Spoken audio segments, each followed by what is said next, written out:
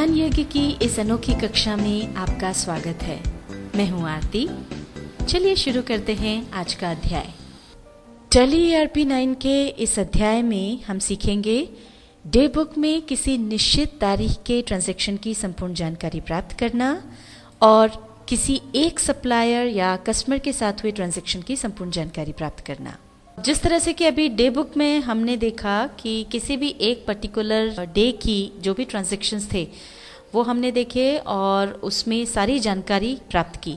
अब अगर आपको किसी एक पर्टिकुलर सप्लायर या कस्टमर की पूरी जानकारी प्राप्त करना है तो उसके लिए हम लेजर में जाकर के देखेंगे। तो पहले तो हम गेटवे ऑफ टैली से जाएंगे डिस्प्ले में और फिर यहाँ से जाएंगे अकाउंट बुक्स में। अकाउंट बुक से अब हम जाएंगे लेजर में।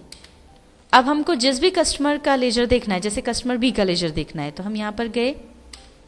अब यहाँ पर देखिए कस्टमर बी की जो है वो डिटेल्स आ गई, पर यहाँ पर ये कंपनी का जो लास्ट ट्रांजैक्शन हुआ है वो 27 नवंबर को हुआ है और कस्टमर बी के साथ हमारा जो लास्ट ट्रांजैक्शन हुआ है वो 3 जुलाई को हुआ है। इसलिए 1 जुलाई से 27 नवंबर तक का पीरियड यहाँ पर आ रहा है।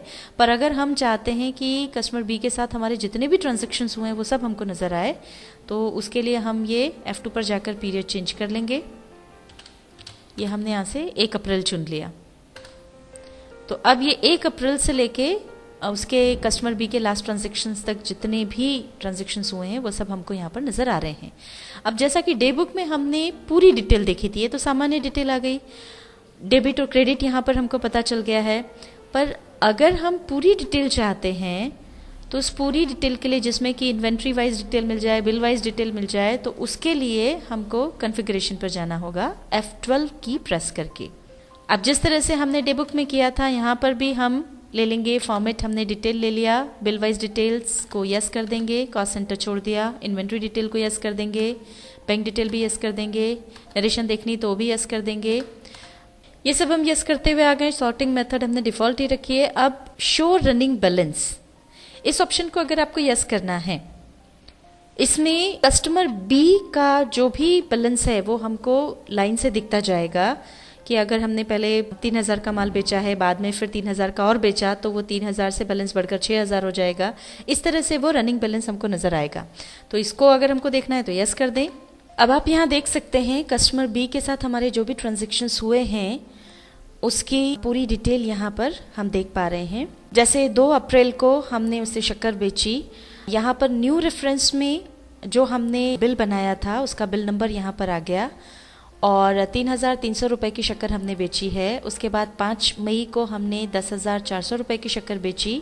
तो चूंकि इसमें हमने रनिंग बैलेंस ऑप्शन को यस किया है तो ये सब इसमें जुड़ता जाएगा।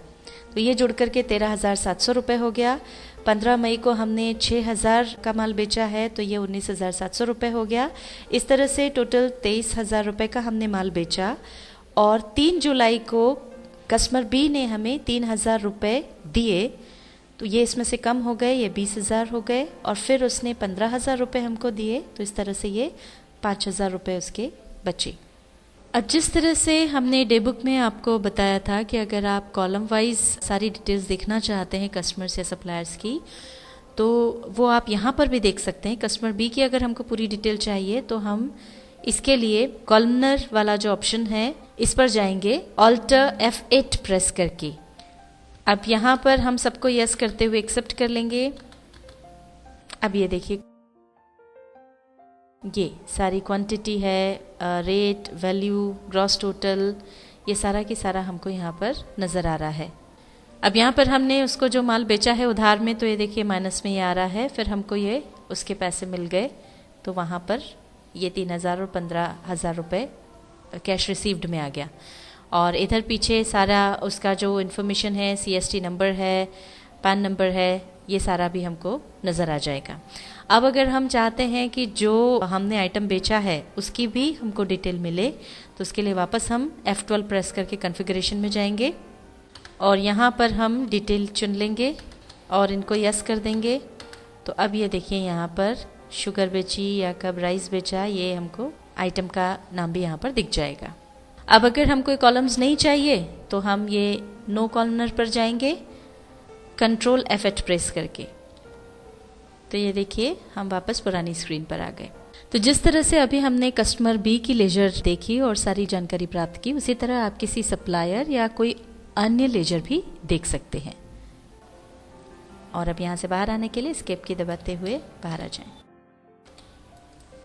टैली ERP 9 के इस अध्याय में हमने सीखा डे बुक में किसी निश्चित तारीख के ट्रांजैक्शन की संपूर्ण जानकारी प्राप्त करना और किसी एक सप्लायर या कस्टमर के साथ हुए ट्रांजैक्शन की संपूर्ण जानकारी प्राप्त करना।